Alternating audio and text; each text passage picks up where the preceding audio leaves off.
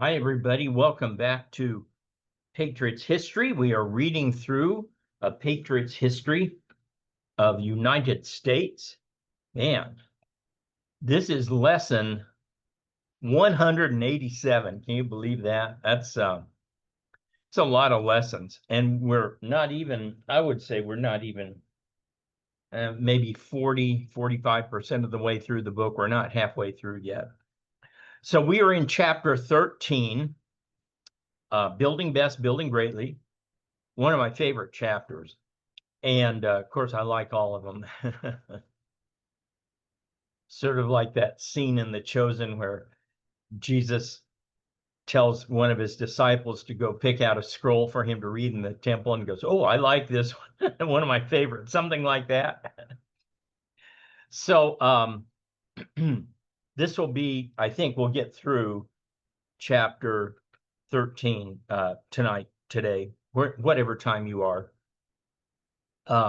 Reminder, my new book, America in the 21st Century, will be out in February. I do have an update for Patriots History available right now that goes from 2018 to 2023. That's free. Email me at larry@wildworldofhistory. Just say, send me the update. However, you might want to hold off. I've updated the update and broken it into two chapters now, chapter 23 and chapter 24.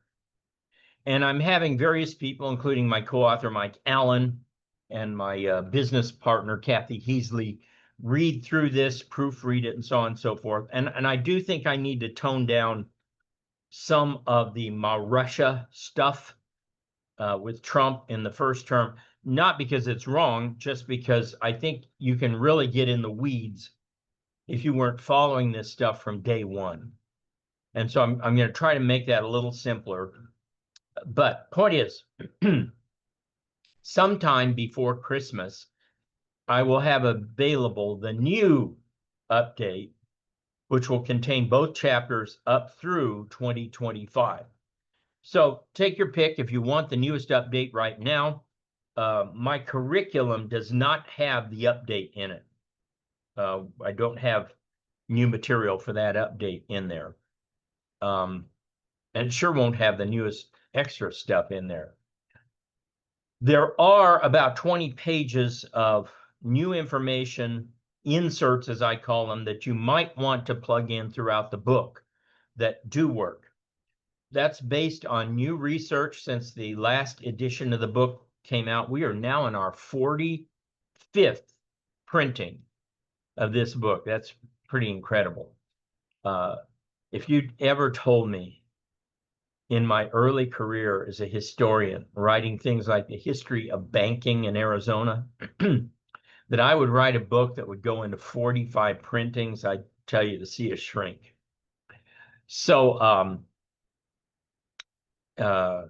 if you want the newest update, just email me right away. If you want to wait, probably by Christmas, I think I will have that re-edited and out. And remember, there are inserts that you can, if you choose to, when you're teaching the class, you can insert these sections throughout the book, which reminds me, I have not been doing those. Hold on. Okay, I'm glad I caught that. For the last 8 or 10 of the shows, I have not been including the material from the new inserts. And usually I stop and include that. However, I can include them now. I'm looking at these and they all deal with the economy. And so I don't think that there will be a lot of dislocation or disruption in the text if I do this before I do Ballenger-Pinchot. So let me see if I can move this around where I can read it. There we go. All right, so the first insert would have gone on page 421 after the top paragraph that ends the end of the 19th century and reflected a growth in manufacturing. Okay, you would insert this When you get it, you can just print it out and just put a piece of paper in your book and insert this on page 421 after the top paragraph, ending the end of the 19th century and reflected a growth in manufacturing. Now, one last caveat here. I'm always using the most updated recent edition, which is the 15th anniversary edition. If you're using any edition older than that, the pages will not line up. You'll have to find it. And often the headers, if you go way back, we've changed some of the headers. So just keep that in mind. All right, so on page 421, I've inserted and added this from new research. Agricultural expansion, however, had affected American law, particularly related to contagion. In 1884, the Bureau of Animal Industry, that would be BAI, was established, and it, not as many historians claim, the Interstate Commerce Commission, or the ICC, constituted the genesis of the first disease and food safety regulations in America. Now, I get this from a new book, well, relatively new, last 10 years, by Alan Olmsted and Paul Rohde, called Arresting Contagion, Science, Policy, and Conflicts Over Animal Disease. And I think you're going to find, probably don't want to read that book, but I think you're going to find this stuff interesting in light of COVID. It was the only significant bill passed between Reconstruction and the 1960s in which a majority of the party in power opposed the legislation. Concerned with the speed of livestock-related diseases that could wipe out herds across many states, the BAI was invested by Congress with authority reaching back to 1796 quarantine legislation, and in 1879 had set up a National Board of Health to impose quarantines where local or state law failed. These laws, boards, and agencies represented a significant extension of federal power, ultimately extending to railroads. For modern Americans, the implications were profound. Congressional debates on human and animal health often occurred on the same days and, quote, covered the same constitutional terrain. You might also want to see here a book by Kenneth Poole and Howard Rosenthal, it's an article by Kenneth Poole and Howard Rosenthal called The Enduring 19th Century Battle for Economic Regulation, the Interstate Commerce Act Revisited, in the Journal of Law and Economics, 1993. Once the COVID pandemic struck in 2020, much of the response in terms of lockdowns had been baked into the administrative and legislative cake by previous laws related to animal quarantines. In fact, I would argue we got lucky. If they had really read these laws, I think they could have done a whole lot more damage by locking us down and putting us in more quarantines. So here's the next insert that comes on page 451. Insert after the top paragraph ending 100% pure, related to ivory soap. 451, top paragraph. And the additional insert says, an analysis of America's economy from 1865 to 1965 showed that the United States, the unique period, was characterized by phenomenal speed with which the transitions were completed and filtered down to ordinary citizens. And this is from a great book, actually. I have it here. Oh, I'm sorry, it's holding down my green screen. It's a great book by Robert Gordon called Rise and Fall of American Growth, 2016, Princeton University Press. Now, what Gordon did is nothing short of amazing. He went back and restructured all GDP data for the entire time since 1880. And what he found, first and foremost, was that all economists had significantly underestimated how much the U.S. actually grew during those years. And I'll get into some more details on that in the next little insertion I talk about. But Gordon's point is that when you look at growth statistics today, they're nowhere near that, because the growth back then was far faster and larger than anyone expected or recorded. Okay, so here's our third insert, and this will be the last one.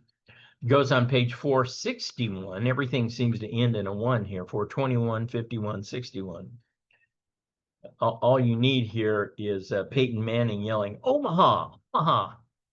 Anyway, insert in the top paragraph after the sentence ending for several decades. Here's the insert. Likewise, there were major improvements in the quality of life in cities. For example, in 1880, not one American household had electricity.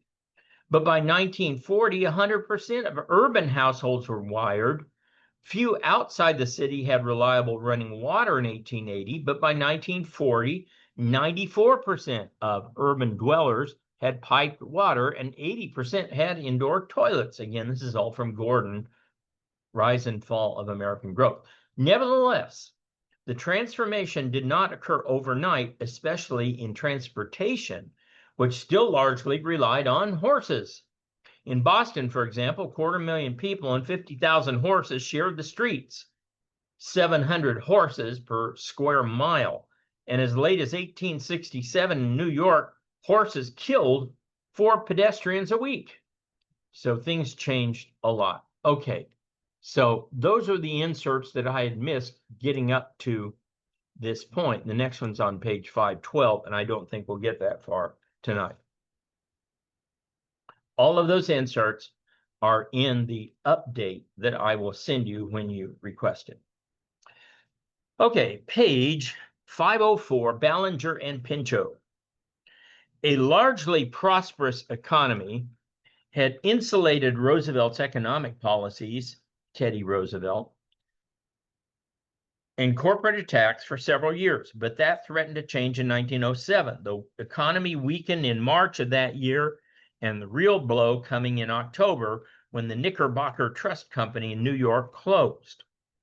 New York bankers shifted funds from bank to bank, staving off runs until J.P. Morgan could step in. The panic dissipated, but in the process, Roosevelt labeled businessmen, quote, malefactors of great wealth. This is where his anti-business attitudes come in. By 1908, more than a few Republicans had concluded that Roosevelt's anti-business views had contributed to the effects of the downturn and damaged American enterprise. Well, you can't continually bash people or institutions and not expect it to have some impact down the line. If you constantly are talking about how horrible business is, people are going to at some point go, yeah, business is horrible, let's get rid of them. Wait a minute. Where did Target go? I needed that store. Things like that, right? So you got to be careful with your rhetoric. At the same time, Roosevelt either ignored or contributed to, depending on the historical source, a deepening rift with Congress. A conservative majority felt betrayed by many of his actions, whereas the progressive minority had grown increasingly restless at its inability to change policy fast enough. Riding his own personal popularity, Roosevelt assumed that he could bully his foes or, at worst, sidestep them. But the chaos he left ensured that anyone following Roosevelt was in for a tough term. That is, if Roosevelt did not run again. The most critical indicator that he would not run was his 1904 promise not to seek another term. Above all, Roosevelt stood for integrity, and despite his occasional theatrics, he understood checks and balances too. Having, quote, used every ounce of power there was in office, unquote, Roosevelt wanted to make that influence permanent by stepping down. To have run again would have tainted his integrity, and though he did not admit it, diminished his well-crafted image, making him little more than the power-grubbing Pauls he supposedly towered above. Therefore, Roosevelt decided to select his own successor, his Secretary of War, William Howard Taft of Ohio. The president had already placed considerable patronage selection in Taft's hands. Aside from Elihu Root, who was too old, and Charles Evans Hughes, who was insufficiently aligned with a progressive agenda, Taft had no real internal opposition. Known as a competent jurist from a Republican political family, they're still there too. I'll tell you a little story.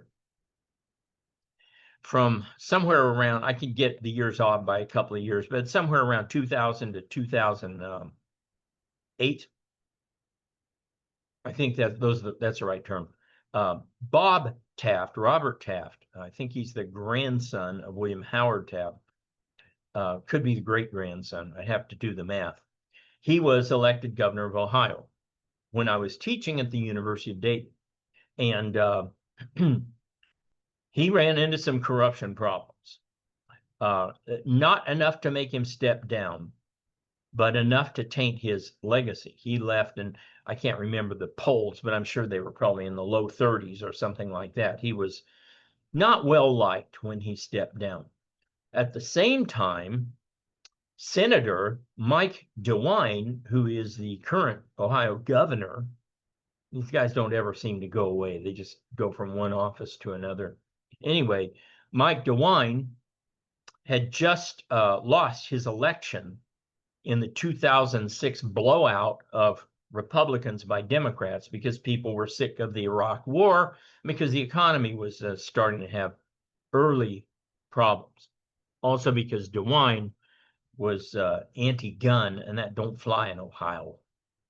So I tell you that because I was at a fundraiser for an unnamed candidate, and it was at a friend's house. Actually, the friend was a former student who'd done so well in life. He had a gigantic house, might say it's a mansion, and it was big enough to host the then president of the United States, George W. Bush, in a fundraiser for said unknown candidate. I got there early because, as I said, I knew my former student. We talked.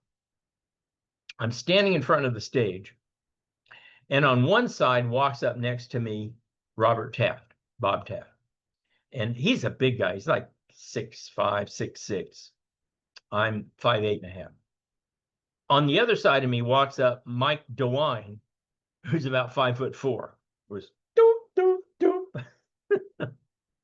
And none of these guys were popular at all. So here I am standing with basically two political lepers.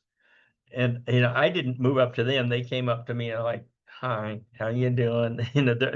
Anyway, so this is a relative of that Taft in Ohio. Taft had worked his way up through the party through a series of judicial appointments. Under Harrison, he had served as Solicitor General. Under McKinley, Taft had his finest hour when he served as a civil administrator in the Philippines, where he improved the country's road, schools, and medical facilities, helping to extinguish the insurreccionos there. This was made possible in part by Taft's utter lack of prejudice and willingness to incorporate the Filipinos into the island's government. So I'm going to stop again. I've got a story for you, true story. While Taft was governor of the Philippines, remember he's 300 pounds, he sends a cable to Elihu Root, Secretary of State, and he says, "Am not feeling well, am riding up into the mountains to convalesce." Root sent back a telegram saying, "How's the horse?" Anyway, so we're on page 505. Then came Roosevelt's investiture of Taft, placing the good-humored giant in a difficult position. He had already told his wife he did not want to be president, but his wife and family insisted. Actually, Taft had a longing for a seat on the U.S. Supreme Court, and Roosevelt offered him the position on 3 occasions, but each time Helen Taft pushed him away from it, largely because she wanted to inhabit the executive mansion. His opponent, twice beaten William Jennings Bryan, elicited only tepid fraction of the enthusiasm he'd had back in 1896. Taft easily beat Bryan, even as the Republicans lost several congressional seats and governorships. Upon assuming the presidency, Taft promptly packed his cabinet with as many lawyers as he could find, selecting them almost entirely without party impact or input. Although a relatively obscure group, the cabinet members proved reasonably effective, possibly because they lacked outside obligations. He set to law the Roosevelt legacy and was every bit as much a progressive as TR was. Taft found that Roosevelt had left him plenty of problems to clean up, not the least of which was the tariff. Tied up in the tariff came the thorny personality of Joe Cannon, the Republican Speaker of the House. A high tariff man, Cannon wielded the rules of the House like no one since Henry Clay a century earlier, stalling legislation here, speeding it up there, depending on his fancy. Taft called him dirty and vulgar, unquote, welcoming the news that many House Republicans would not vote for him as Speaker. Openly siding with the so-called insurgents, as the anti-Cannon forces were called, was dangerous.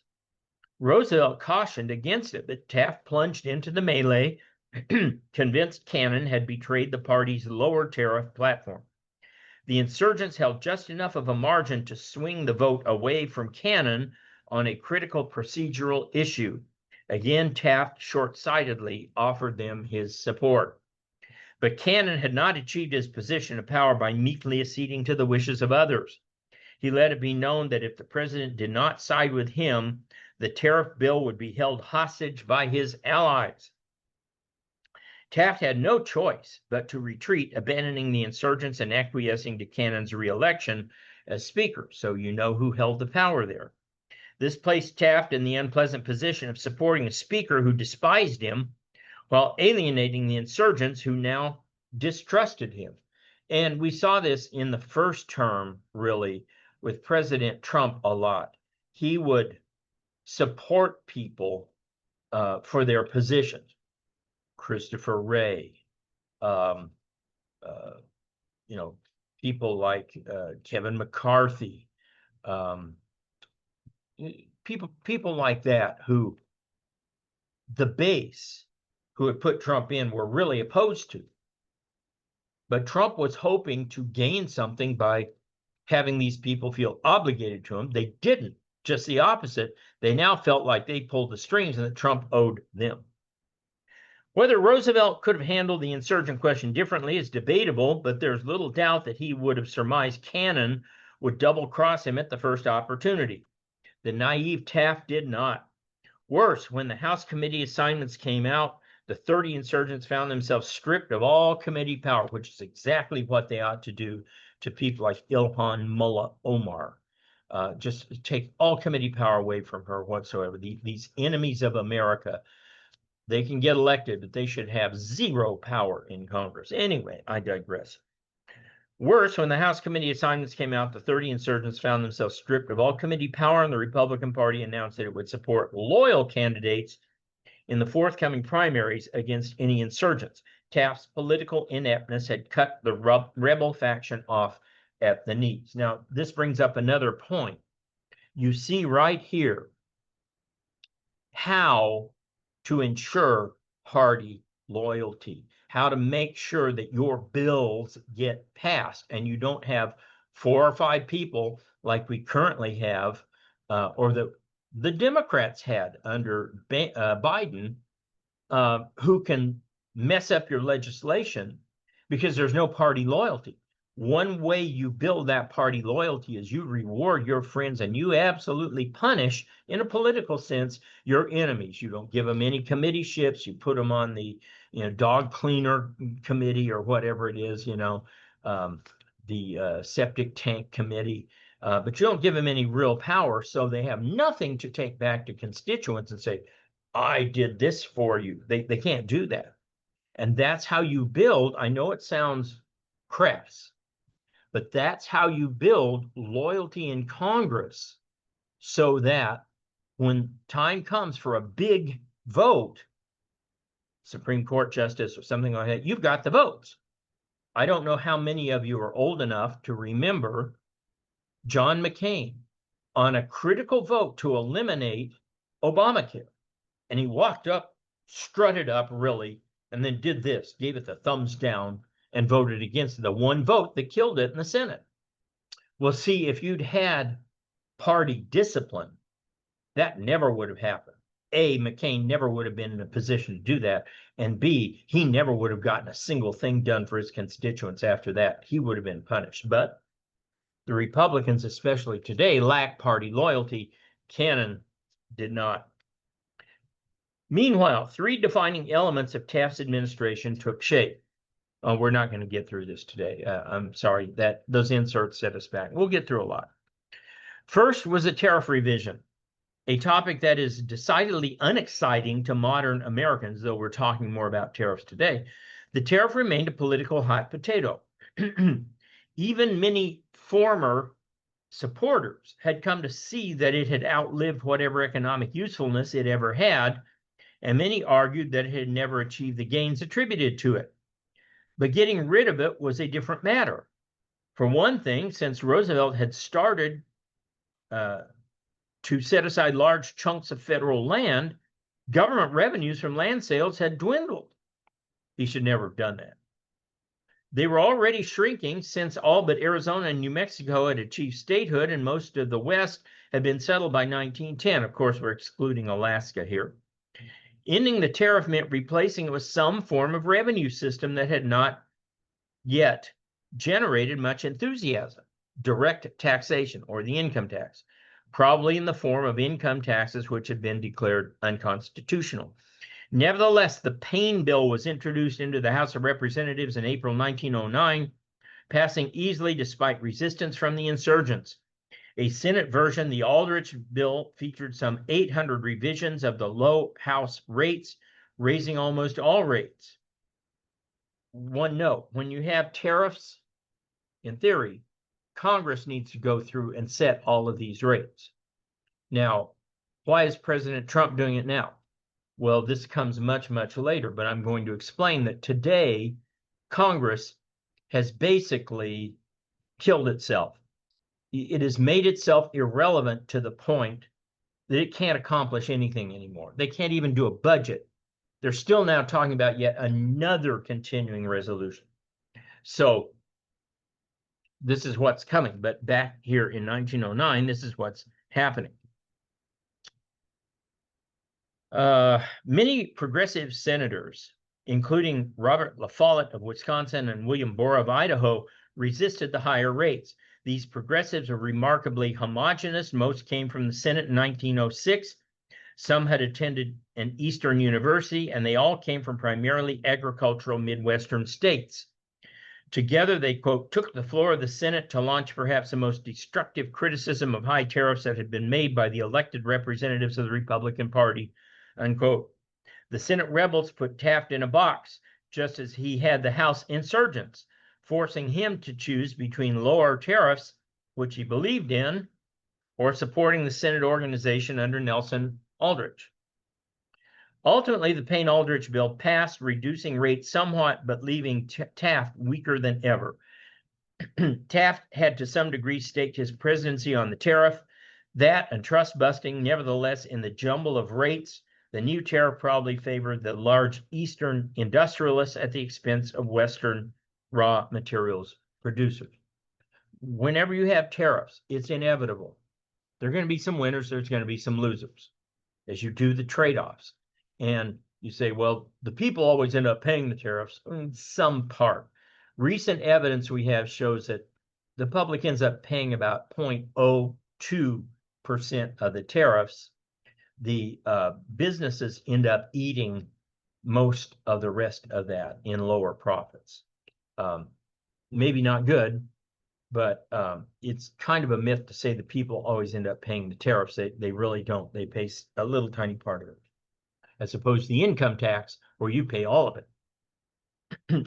A second emphasis on the Taft administration, a continuation of trust busting, actually saw Taft outdo his predecessor. Having bumped Roosevelt's Attorney General Philander Knox up to Secretary of State, Taft appointed George Wickersham as his new chief law enforcement officer, charged with prosecuting tariff violations. Wickersham concluded Roosevelt's campaign against Standard Oil Company, finally succeeding in 1911 getting Supreme Court to break up the oil giant into several smaller companies. Quote, a bad trust, Roosevelt had called it, distinguishing from a, quote, good trust. That statement alone indicated the futility of government determining when a business was succeeding too much. Under subsequent antitrust laws, such as the Clayton Act of 1914 and others, a company could be hauled into court for cutting prices too low, predatory pricing, raising prices too high, monopolistic pricing, or having prices the same as all other competitors, which is called collusion. In other words, if the government wants to take you on, it can anytime it wants to. And the same can be said today about Google, Apple, and the others. If anyone, Trump or anyone, decides these companies are too big, they can go after them for whatever they want and probably be successful. Undeterred, Taft more than tripled the number of antitrust cases compared to Roosevelt's. Now Taft stumbled into the position of attacking the popular Roosevelt when he pursued the U.S. Steel antitrust case, unaware Roosevelt had approved the combination. See what I mean? In the process, TR was summoned before a House committee to explain himself. Former president brought before the House. The matter embarrassed Roosevelt, who had to admit he was aware of the monopolistic tendencies inherent in the acquisition. Teddy had remained subdued in his criticism until the congressional testimony. Now, his remarks about Taft became positively toxic. This is kind of, is it not similar to the feud between Trump and Elon Musk? I mean, they were best buds for a while, and all of a sudden Elon kind of went off the deep end, and there's some indication he may be coming back, but that's very much the same thing that's happening now. Teddy had remained subdued in his criticisms until the congressional testimony. Now the remarks about Taft became positively toxic. A third issue, the Ballenger-Pinchot controversy, sealed the breach with Roosevelt. I think we can do this. Let's keep going. As head of the Forestry Service, Gifford Pinchot, Roosevelt's friend and Eastern-born soulmate, shared his attitudes toward conservation policy. Indeed, he probably exceeded Roosevelt's zealous approach to preserving the environment. Sir Galahad of the Woodlands, Harold Ickes later called him, Pinchot. In stark contrast stood Richard Ballinger, a Westerner from Seattle, who replaced James Garfield as the Secretary of the Interior. Ballinger brought a different attitude to Roosevelt-Pinchot pristine approach, preferring development and the use of government lands. Ballinger thought setting aside lands was illegal, reopening the lands to public intrigue, whereupon Pinchot branded him an enemy of conservation. A further allegation against Ballinger came from an Interior Department employee, Louis Glavis, who asserted that Ballinger had given rights to Alaskan coal lands to Seattle business interests, including some he had done legal work for in the past. Pinchot urged Glavis to take the matter to Taft. The president examined the charges, concluded Ballinger had acted properly, and fired Glavis as much for disloyalty as any other reason. Afterward, Glavis attempted to destroy Ballinger and Taft, writing an expose of the land coal deal for colliers, which is kind of the Vox or the Salon of the day, and that would be in 1909. Up to that point, Taft had attempted to keep Pinchot out of the controversy, writing a letter to the forestry chief urging him to stay clear of the Glavis affair. Indeed, Pinchot supplied the material for Glavis's articles from his own office, which is despicable. Then, seeking a martyrdom for conservation, he gave Congress evidence that he had been the leaker, for which he should be fired. Taft had no choice but to sack Pinchot as well. At no time did Taft want matters to come to that. With Roosevelt out of the country, Pinchot was the face of the administration's conservation movement. Subsequent investigations proved Ballinger innocent of all charges. He was, in the truest sense, a genuine conservationist, seeking to conserve and use public lands and to put as much real estate as possible into the hands of the public, which is Jefferson's idea all along. Tremendous damage had been done to Taft, though, especially in the Midwest, accelerating Taft's, quote, almost unerring penchant for creating powerful enemies, unquote. By that time, Ballinger had become such a political liability to Taft that he resigned in March 1911, giving the Pinchot forces a late-inning victory. Taft's political ineptness, combined with the Ballenger-Pinchot controversy and his decision to oppose the insurgents, left him weakened. Democrats captured the House in 1910, dealing him yet another defeat, and the Senate, although technically controlled by Republicans, was in the hands of an axis of Republican insurgents and Democrats. Sort of like what you had under Trump. You had a bunch of people with Paul Ryan in there who were allying frequently with Democrats to, stop Trump. By 1912, Republican governors were actively calling for Roosevelt to come out of retirement. Feigning a lack of enthusiasm, Roosevelt nevertheless jumped at the chance to regain the presidency, and he entered the primaries. To oppose Taft, TR had to move left, abandoning the conservative elements of his own presidency. So he basically began attacking himself. His entrance into the race doomed Taft and opened the door to Democrat Woodrow Wilson in the general election. Big mistake there.